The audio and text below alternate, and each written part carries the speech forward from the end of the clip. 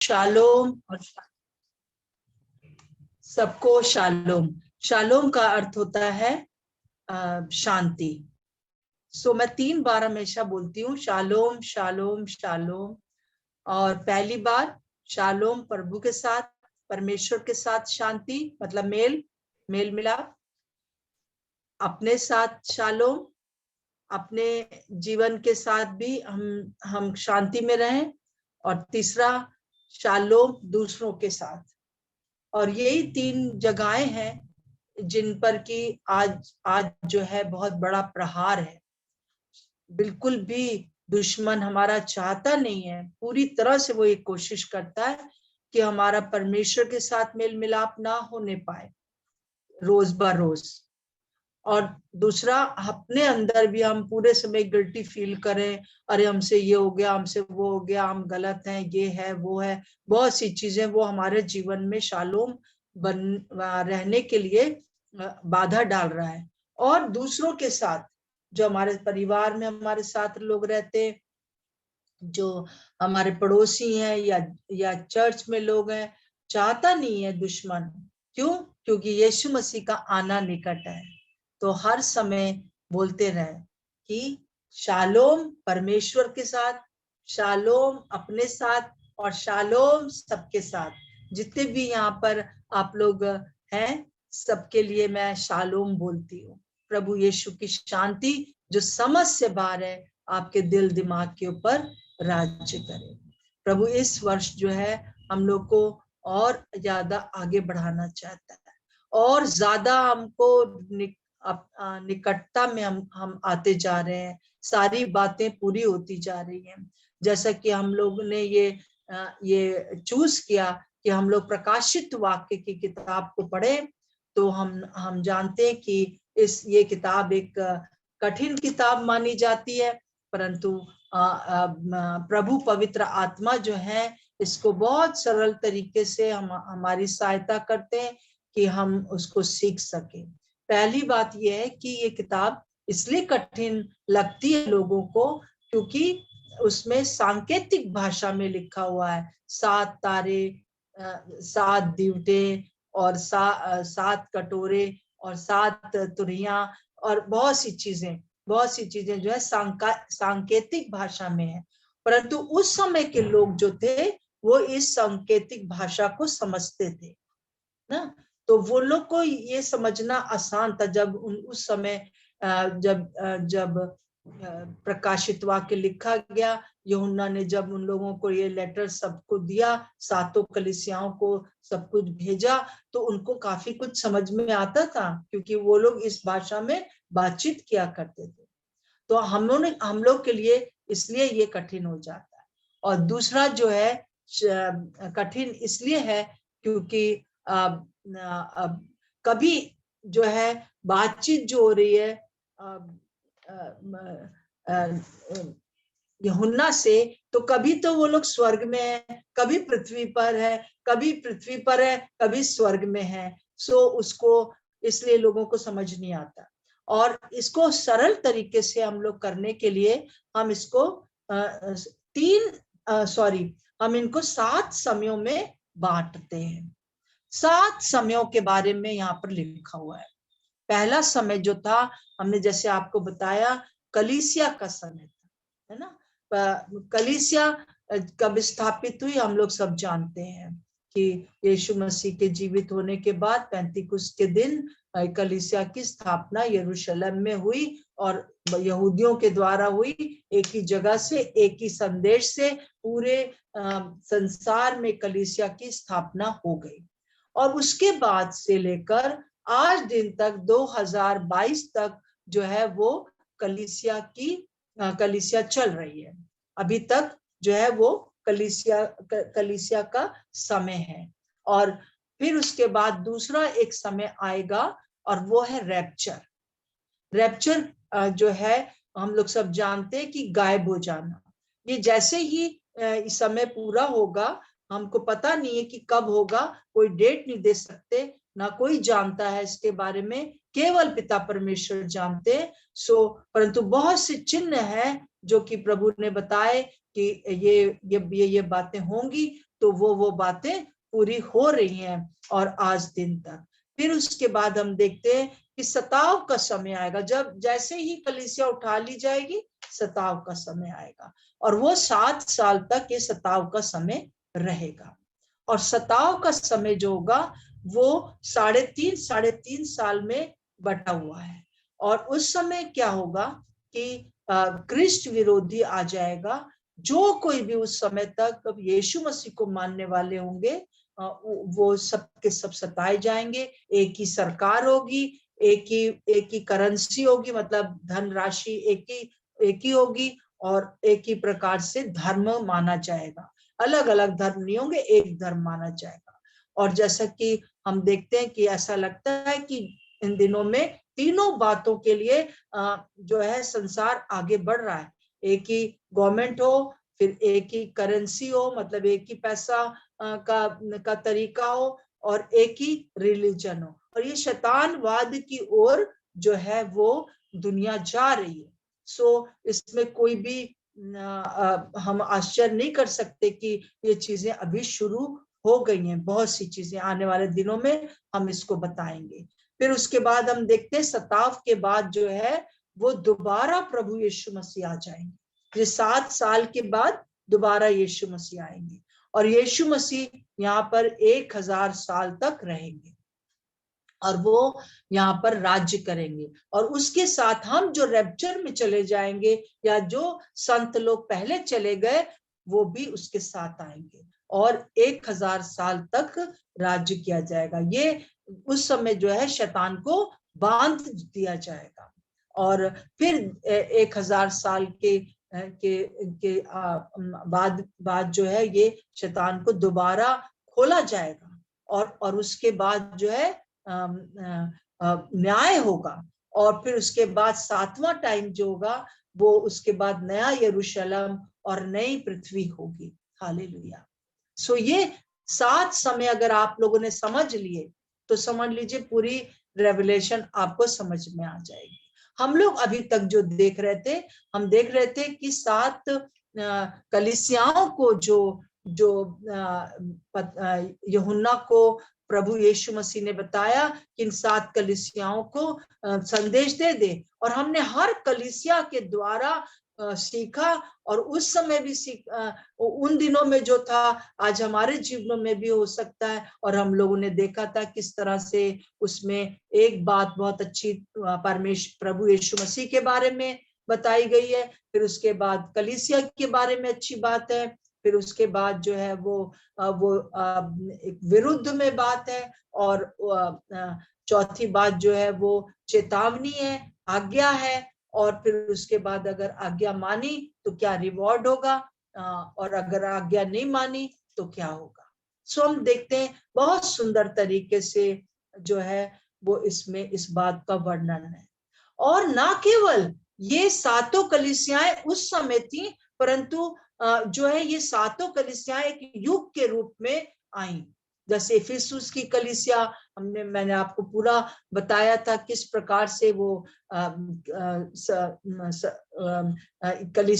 कलीसियाओं में लौदीकिया की कलीसिया, फिलाडेल्फिया की कलीसिया, ये सब एक युग रहे। और ये अगर आप हिस्ट्री उठा ले तो वो आपको पता चलेगा कि वास्तव में ये 2022 साल तक जो है वही हुआ जो कि उन कलीसियाओं में था। न केवल वो उस समय की कलीसियाओं के लिए था, परंतु आज तक जो है वो एक भविष्यवाणी थी जो पूरी हुई है। और फिर हम आज जो है 4थे अध्याय पर आ जाते हैं, जो बहुत ही रोचक बात है, और वो है ये समय जो होगा रैप्चर का समय। और ये रैप्चर का जो समय होगा वो जैसे कि हम पढ़ते हैं 4था अध्याय, और उसका सिस्टर विनीता पढ़ दीजिए प्लीज। 4था अध्याय और उसका 1 से जो है हम पढ़ देंगे 2 तक। 1 और 2 पद पढ़ दीजिए। इन बातों के बाद जो मैंने दृष्टि की तो क्या देखता हूँ कि स्वर्ग में एक द्वार खुला हुआ है, और जिसको मैंने पहले तुरही से शब्द से अपने साथ बातें करते सुना था, वही कहता है, यहाँ ऊपर आ जा, और वे बातें तुझे दिखाऊंगा जिनका इन बातों के बाद पूरा होना अवश्य है। तुरंत मैं आत्मा में आ गया और क्या देखता हूँ कि एक सिंहासन स्वर्ग में रखा है और उस सिंहासन पर कोई बैठा है। जी हाँ। सो हम क्या देखते हैं कि इन बातों के बाद, किन बातों के बाद, कलीसिया के सारे सारे संदेश देने के बाद जो है, जो एक पूरी जब कलीसिया का समाप्ति होगी, कलीसिया का जब जब कलीसिया उठाई जाने वाली होगी, तो इन बातों के बाद का मतलब यही है कि कलीसिया के बाद क्या होगा। वो जो यूहन्ना जो बातें कर रहा है अपने प्रभु यीशु मसीह से, और वो बहुत अच्छे से पृथ्वी पर ये दिखाया गया है, एक पृथ्वी पर वो बातें हो रही है, परंतु तुरंत जो है वो एक चौथे चैप्टर में सब कुछ बदलने लगता है। इन बातों के बाद, मतलब कलीसिया के बाद जो है, उसने दृष्टि करके देखा, क्या देखा कि स्वर्ग में एक द्वार खुला हुआ है और प्रभु यीशु मसीह उसको कह रहे यहाँ ऊपर आ जा, और वो तुरंत ऊपर चला गया। ये रैप्चर का एक पिक्चर है। रैप्चर जो होगा मतलब कि गायब होना जो है, पृथ्वी पर से हम लोग का गायब होना या कलीसिया का गायब होना यूहन्ना के गायब होने के समान होगा। और वो सारी कलीसियाओं से जब वो बात कर चुका, तो ये बात उसके बाद आती है। और हम भी इसी प्रकार से अभी 2022 तक हम कलीसिया का युग चल रहा है। अब मुझे नहीं मालूम है कि 2 दिन का और रह गया है, कि 10 दिन का रह गया है, कि 10 साल का रह गया है, मैं नहीं जानती हूँ। परंतु मैं इतना जरूर जानती हूँ कि अब ये समय बहुत कम कम लगता है, अनुभव से ऐसा लग रहा है सारी बातों से। और ये काल जो होगा पलक भर का होगा, बिल्कुल पलक झपकते हो जाएगा, है ना। और ये चोर के समान होगा, हमको पता नहीं कि कब आ जाएगा वो। और ये जो होगा ये केवल परमेश्वर पिता जानते, कोई नहीं जानता, केवल पिता परमेश्वर जानते। अगर कोई आके कहे कि फलाने दिन, ढिमकाने दिन, इस समय जो होगा कलीसिया उठा ली जाएगी या गायब हो जाएगी, रैप्चर हो जाएगा, कलीसिया चली जाएगी, विश्वासी लोग यहाँ से गायब हो जाएंगे, कभी विश्वास ना करना। डेट कभी भी विश्वास ना करना, समय कभी भी विश्वास ना करना, ये झूठी बात है।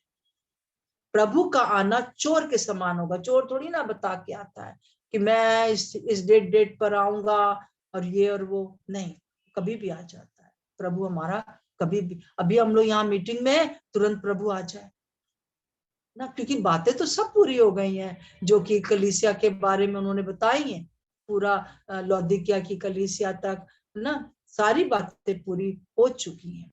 और ये जो होगा ये सारे संसार में एक साथ होगा, जैसे ऐसे बिल्कुल सारे संसार में, जैसे हम लोग देख रहे हैं ना कोरोना के बारे में, ये ऐसी बीमारी हुई है जो कभी नहीं हुई।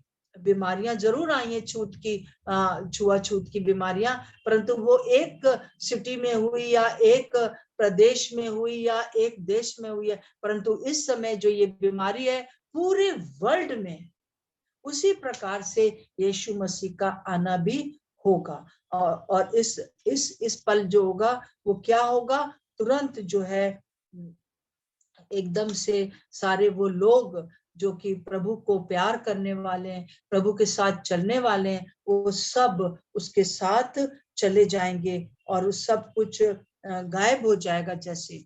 और एक खास बात मैं आपको बताना चाहती हूँ कि जैसे आज अभी बहन विनीता ने प्रार्थना किया, उससे मुझे लगा कि प्रभु ने कंफर्म किया कि सचमुच में ये जो हम बातें कर रहे हैं वो प्रभु की ओर से कर रहे हैं, कि हम अपने हृदय का द्वार खोलेंगे, जैसे कि हम देखते हैं प्रकाशित वाक्य 3:20 में, देख मैं द्वार पर खड़ा हुआ खटखटाता हूँ, यदि कोई मेरा शब्द सुनकर द्वार खोलेगा तो मैं उसके पास आकर उसके साथ भोजन करूंगा और वो मेरे साथ, मतलब संगति करूंगा। हम एक साथ रहने वाले हो जाएंगे, आमने सामने हो जाएंगे, बिल्कुल।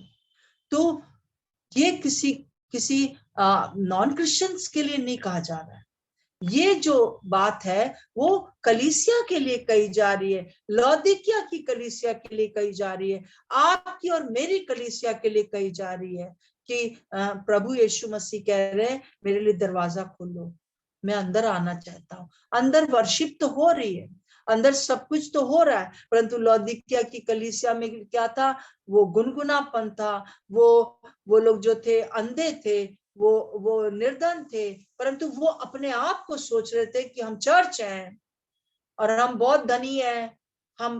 परंतु प्रभु उनसे कह रहा है तुम कंगाल हो क्योंकि मैं अंदर नहीं हूं, तुम नंगे हो क्योंकि मैं अंदर नहीं हूं, तुम जो गुनगुने हो क्योंकि मैं अंदर नहीं हूं, मैं तुमको उगल दूंगा। परंतु प्रभु हमसे प्यार करता है, इसलिए कह रहा है खटखटा रहा है ना। और जो कोई द्वार इस दुनिया में रहते हुए खोलेगा, चाहे वो कलीसिया का द्वार हो, चाहे वो आपके जीवन का द्वार हो, चाहे हमारे परिवार का द्वार, जब यीशु मसीह के लिए खुल जाएगा तो हमारे लिए स्वर्ग का द्वार खुला हुआ दिखाई देगा। हालेलुया। उस क्षण जो है जब यूहन्ना से कहा गया ऊपर आ जा, वैसे ही हमें भी, और उसने क्या देखा? स्वर्ग में एक द्वार खुला हुआ है। हम भी क्या देखेंगे? स्वर्ग में जो है एक द्वार खुला हुआ है, यीशु मसीह बादलों पर लेने हमको आ गए, तो दूसरा कोई नहीं देख पाएगा, दूसरा कोई नहीं देख पाएगा। जो विश्वासी लोग होंगे वही देखने पाएंगे कि यीशु मसीह बादलों पर हमको लेने के लिए आ गए। हालेलुया, प्रभु का धन्यवाद हो। और इसके लिए जो है बहुत स्पष्ट रीति से पहला तीमुथियुस और थिस्सलुनीकियों पढ़ दीजिए बहन, पहला थिस्सलुनीकियों 4 का 16 से 18 तक पढ़ दीजिए। बहुत ही स्पष्ट रीति से कहा गया। और फिर उसके बाद पहला कुरिन्थियों 15 का 91 और 92 दोनों स्थल पढ़ दीजिए और हम लोग सब ध्यान से सुने। क्योंकि प्रभु आप ही स्वर्ग से उतरेगा, उस समय ललकार और प्रधान दूत का शब्द सुनाई देगा और परमेश्वर की तुरही फूंकी जाएगी, और जो मसीह में मरे हैं वे पहले जी उठेंगे। तब हम जो जीवित और बचे रहेंगे उनके साथ बादलों पर उठा लिए जाएंगे कि हवा में प्रभु से मिले, और इस रीति से हम सदा प्रभु के साथ रहेंगे। सो इन बातों से एक दूसरे को शांति दिया करो। जी हाँ, पहला कुरिन्थियों 15 का 91 और 92 भी पढ़ दीजिए।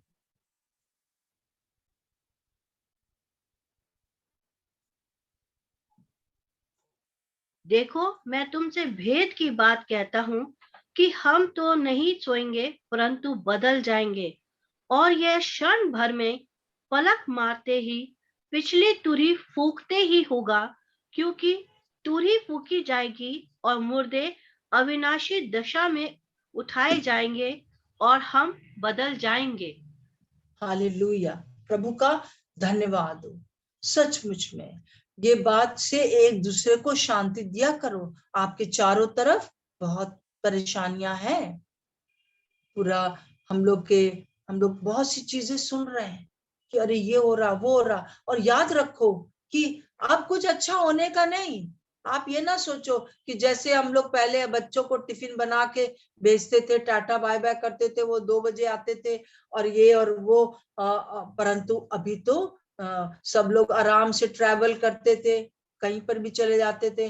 पर अब वो नहीं होगा, बीच बीच में थोड़ा ठीक होगा, परंतु वास्तव में मैं आपको बताना चाहती हूँ कि अब दुनिया में बहुत सी चीजें नॉर्मल नहीं आएंगी जैसे जो हम कहते हैं। और ये जो है ये रैप्चर से पहले का बातें हैं, इसलिए वो कहता है एक दूसरे को शांति दिया करो। हालेलुया, प्रभु का धन्यवाद हो कि प्रभु हमको जो है इस प्रकार से अगुवाई कर रहा है, पहले से बता रहा है, और ये चीज जो कि क्षण भर में हो जाएगी, पलक झपकते ही हो जाएगी।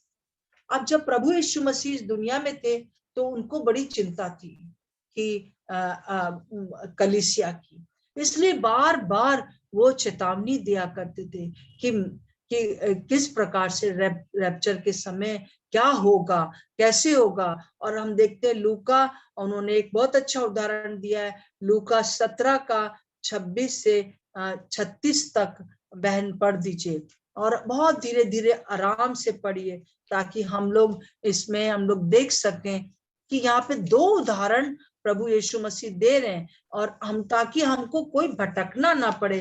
कई लोग कहते हैं कि अरे हमको तो पता ही नहीं था। आप वचन पढ़ोगे तो आपको हमेशा पता रहेगा, हर एक बात हमारे प्रभु यीशु मसीह ने इस वचन में लिखी हुई है।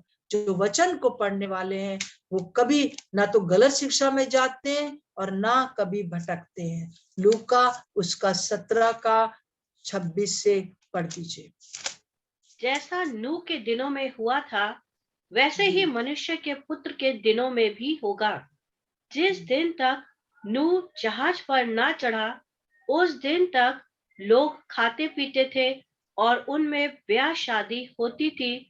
जब जल प्रलय ने आकर उन सब को नाश किया, और जैसा लूत के दिनों में हुआ था कि लोग खाते पीते, लेन देन करते, पेड़ लगाते और घर बनाते थे, परंतु जिस दिन लूत सदोम से निकला उस दिन आग और गंधक आकाश से बरसी और सबको नाश कर दिया।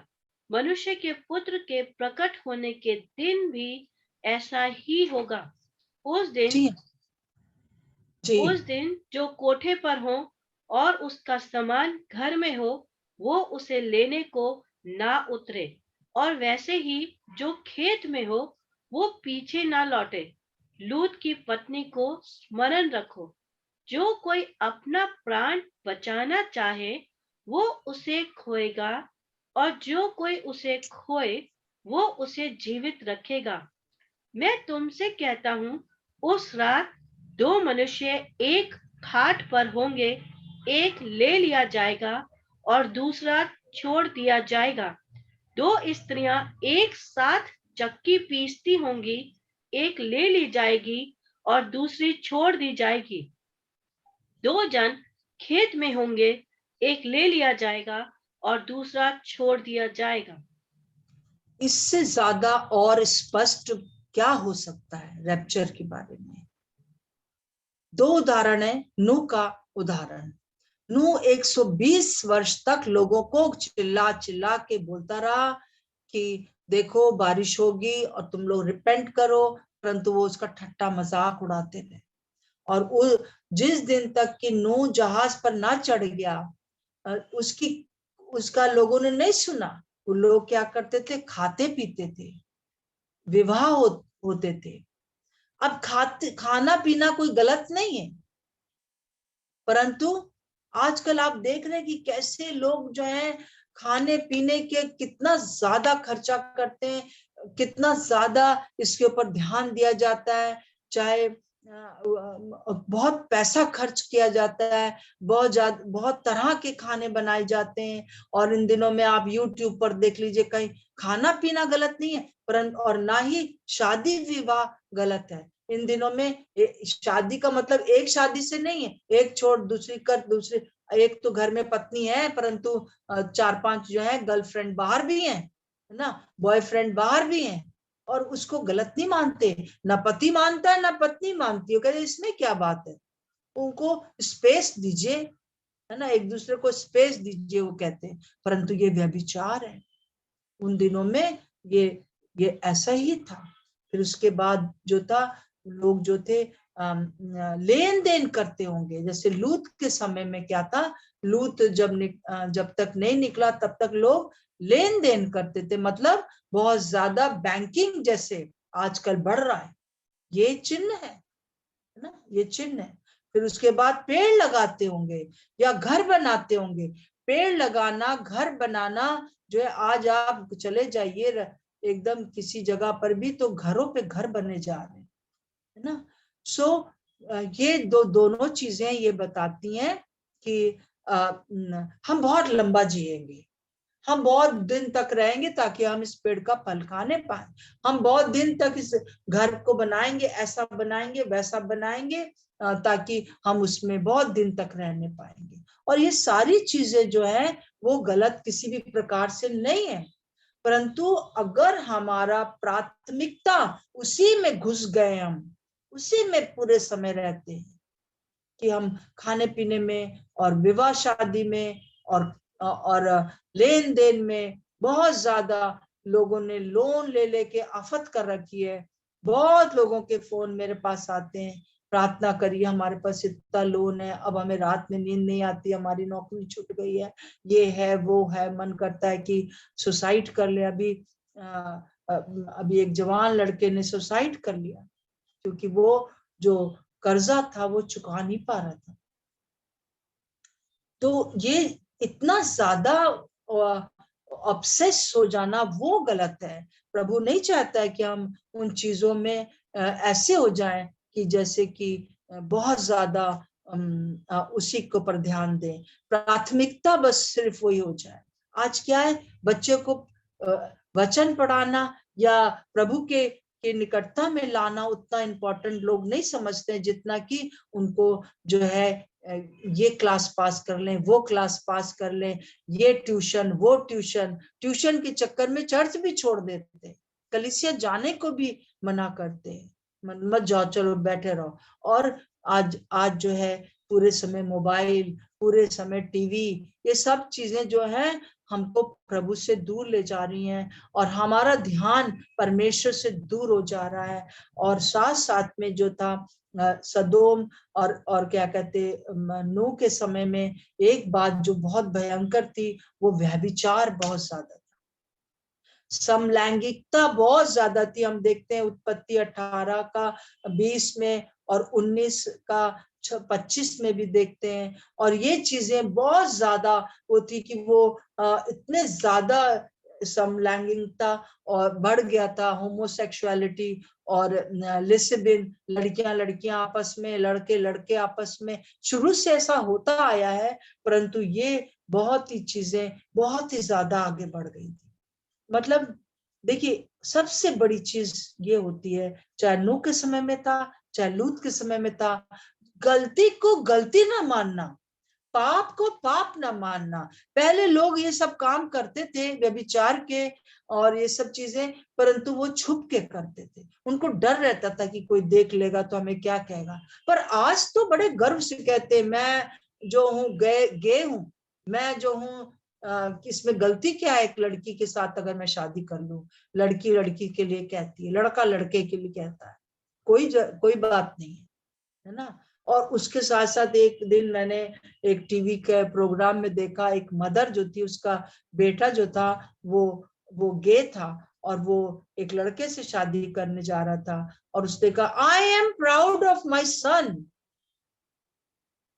मेरे प्रियो, जब ये चीज मैंने सुनी, मैंने कहा अब प्रभु आपका आना निकट है, बहुत निकट। जब लोगों ने हमारे देश में जो है वो जलूस निकाला इस बात के लिए कि हम जो है वो हम लोग हम एक ही सेक्स के साथ शादी कर सकते हैं, इस बात के लिए बड़े खुश हुए जब यहाँ पर ये बातें पूरी हो गई। सो हम देखते हैं कि सारी चीजें प्रभु ने कहा, जब तुम ये होते देखो तो तुम जान लेना कि मेरा आना निकट है, मतलब रैप्चर का होना निकट है। फिर हम देखते हैं कि दो लोग जो होंगे, क्या होगा उस दिन, दो लोग खाट पर सो रहे होंगे, मतलब हो सकता है पति पत्नी हो, है ना, एक उठा लिया जाए, एक छोड़ दिया जाए। तो ये एक चीज जो है किसी एक खास चर्च के लिए नहीं है, एक परिवार के लिए नहीं है, परंतु प्रति एक व्यक्ति को अपने हृदय का द्वार खोलकर इस समय प्रभु के साथ बहुत अधिक संबंध में रहना है। क्योंकि आपको पता नहीं है कि आज आप सोए और पता नहीं सुबह जो है शाम राति में प्रभु अपनी दुल्हन को लेके चला गया। 2 स्त्रियां चक्की पीसती होंगी, मतलब एक साथ काम करने वाले, है ना। फिर 2 जन खेत में होंगे, हो सकता है कि एक ही खेत में काम कर रहे हैं, एक उठा लिया जाएगा, दूसरा छोड़ दिया जाएगा, है ना। इसका मतलब है आधा चर्च, आधी कलीसिया यही रह जाएगी। आप कहेंगे क्यों भाई, उन्होंने भी तो प्रभु को ग्रहण किया था, उन्होंने भी तो प्रभु क्रिश्चियन कहलाते थे।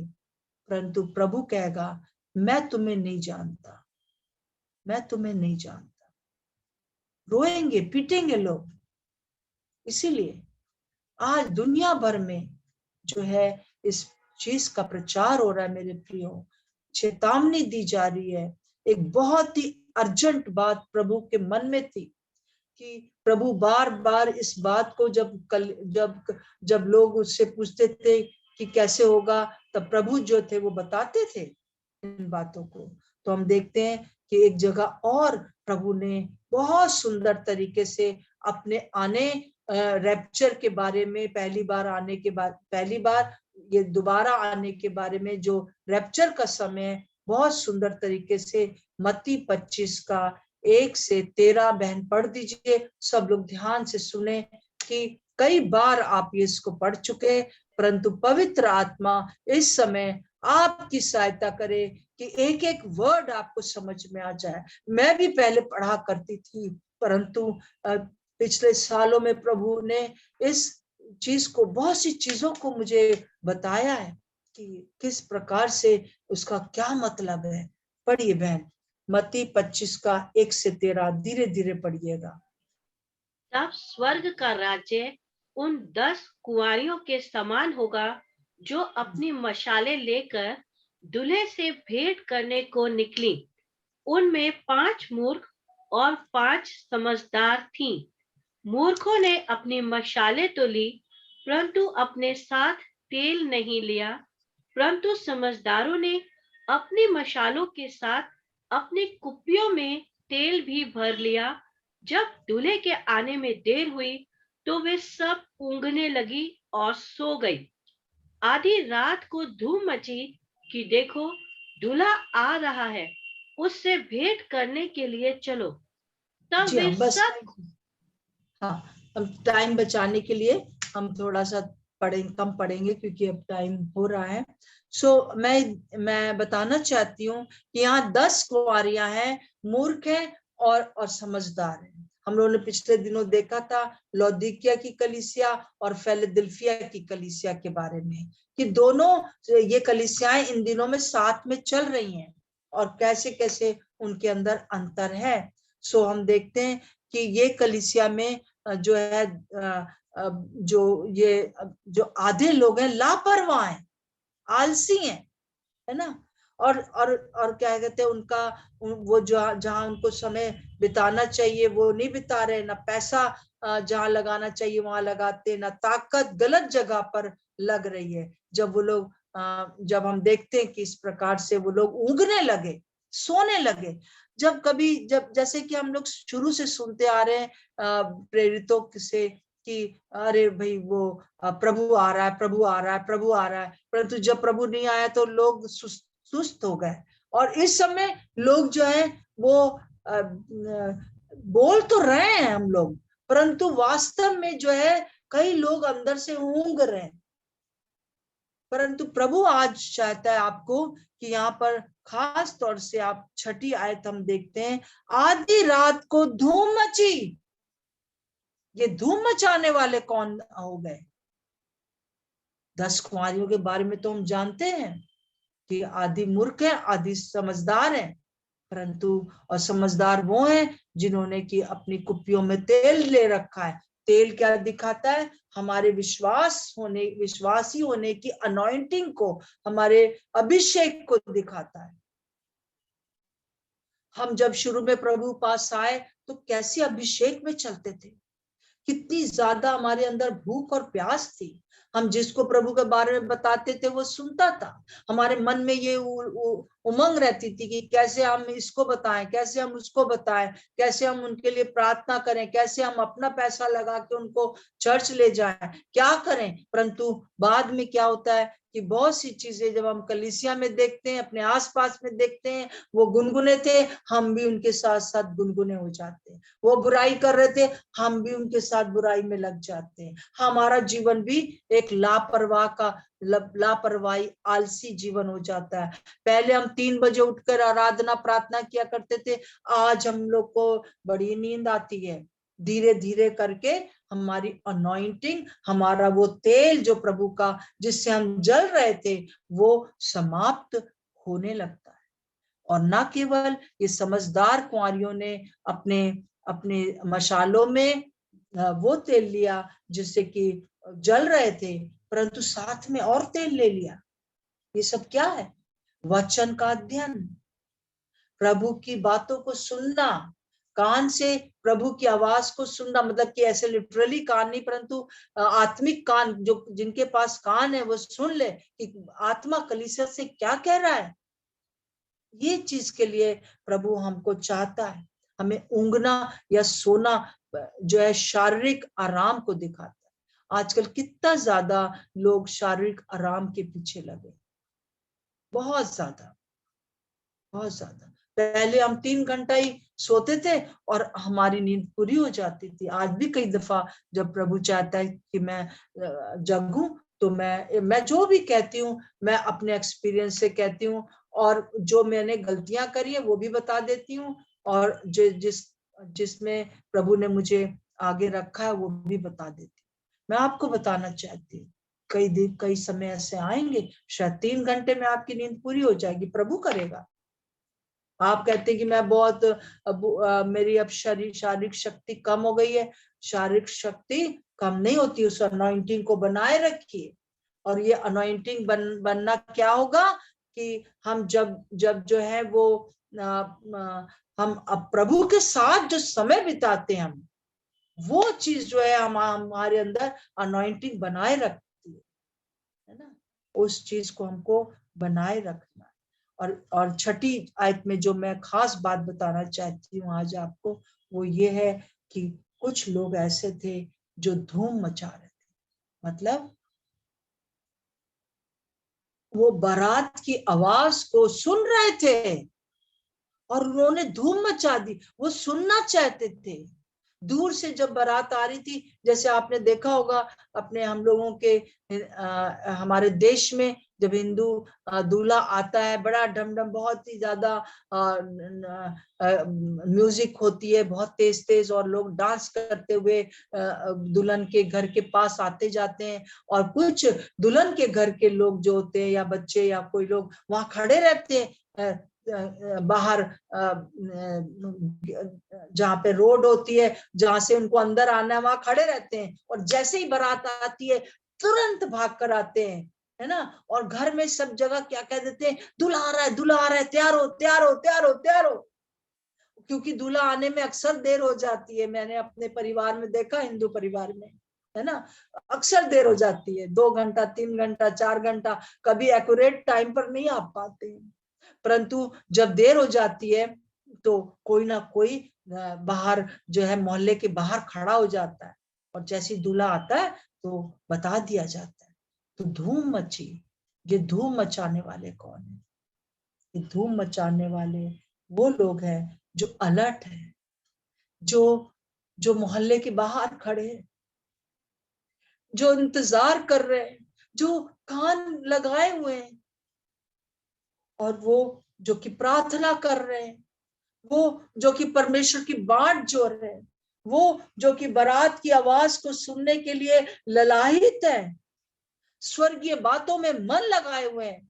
केवल उनका ध्यान बारात की ऊपर लगा हुआ है, केवल उनका ध्यान परमेश्वर के वचनों के ऊपर लगा हुआ है, स्वर्गीय बातों पर लगा हुआ है।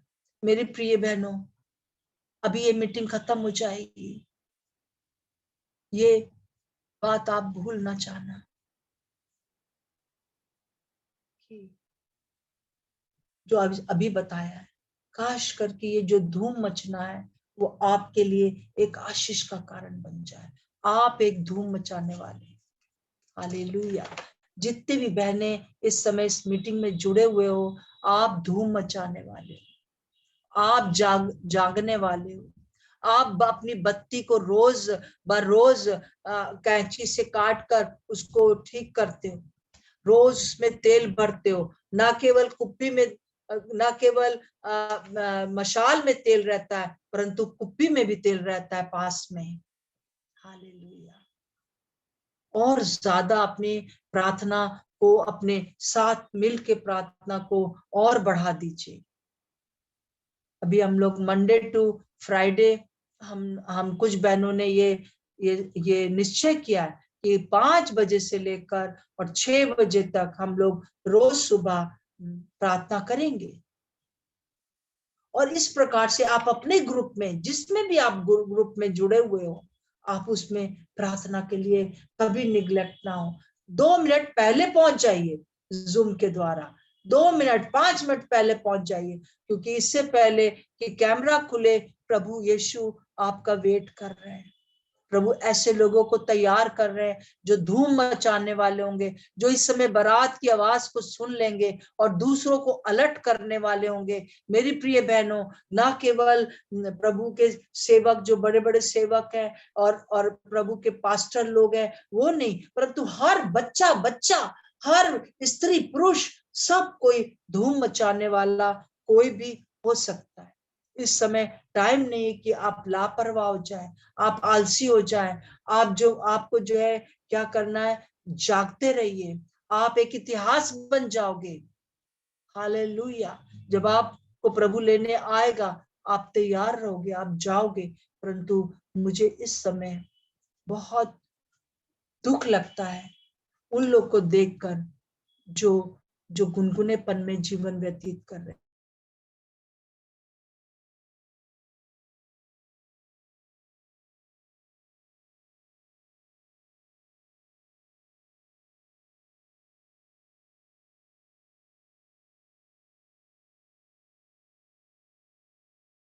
हम अलर्ट रहें।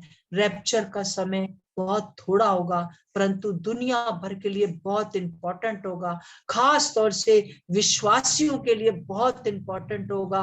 आधी कलीसिया छूट जाएगी ये, और उनको महासताव में जाना पड़ेगा, महाक्लेश में जाना पड़ेगा।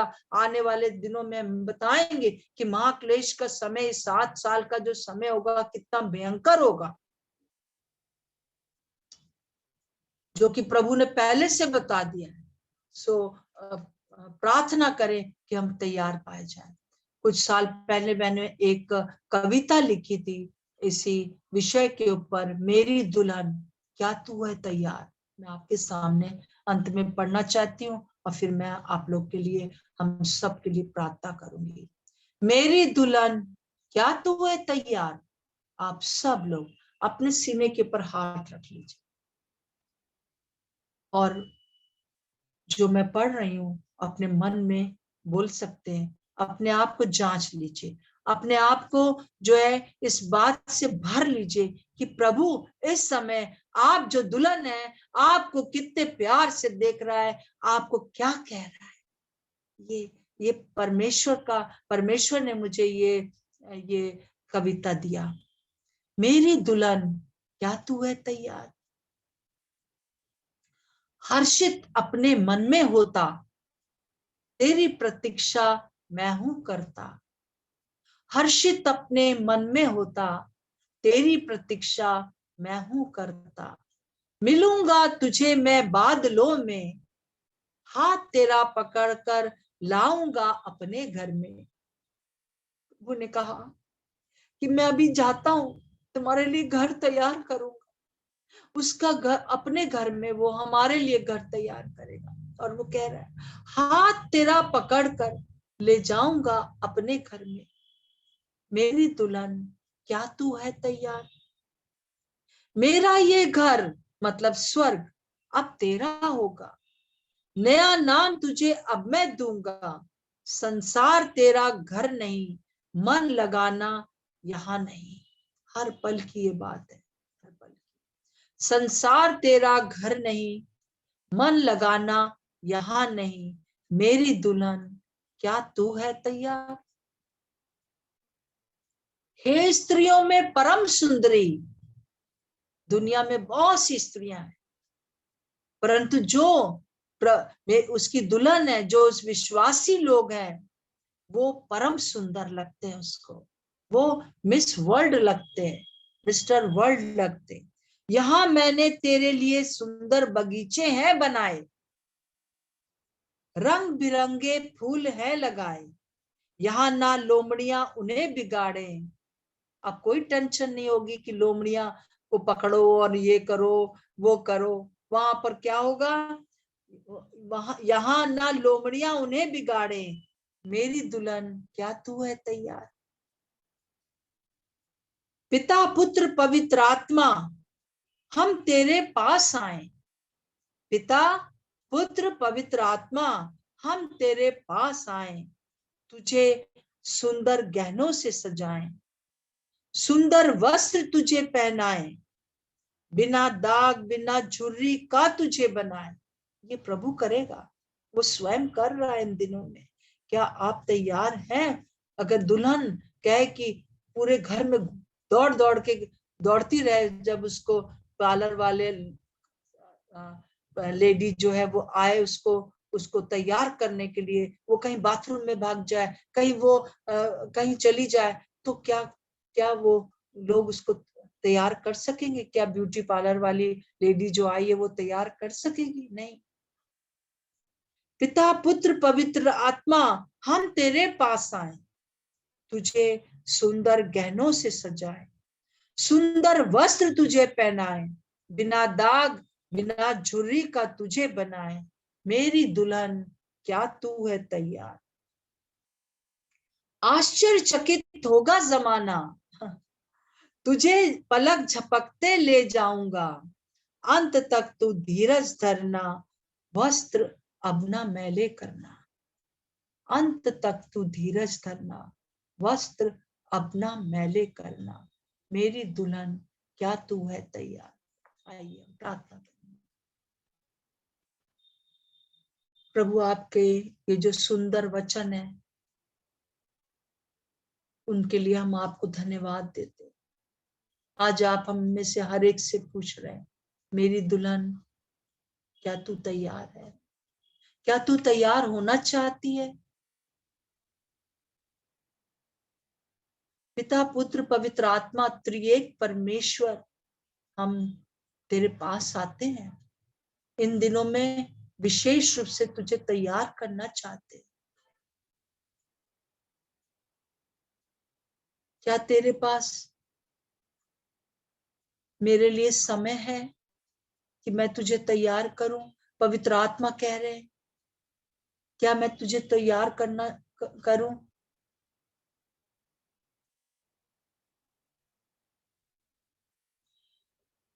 मैं तुम्हारी प्रतीक्षा कर रहा हूं।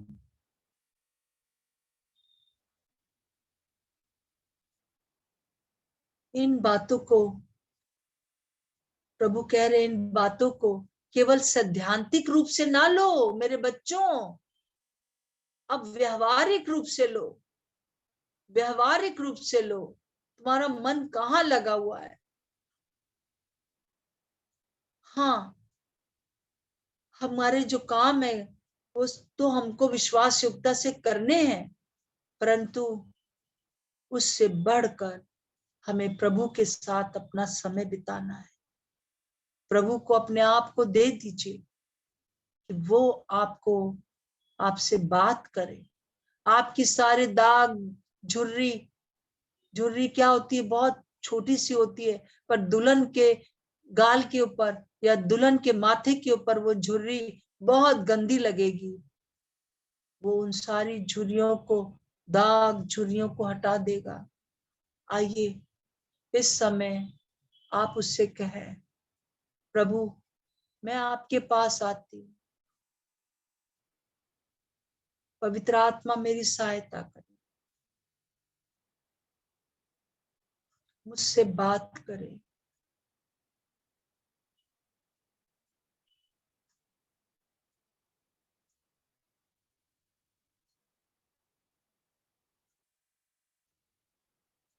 प्रभु यीशु मसीह, इस समय हम सब के सब आपके पास आते हैं, जितने भी इस समय हम जूम पर जुड़े हुए हैं, और हम आपसे यही कहना चाहते हैं कि जैसे ही कलीसिया का समय खत्म हो जाए, जो कि बड़ा डगमगा रहा है, कुछ भी नहीं हो पा रहा है प्रभु,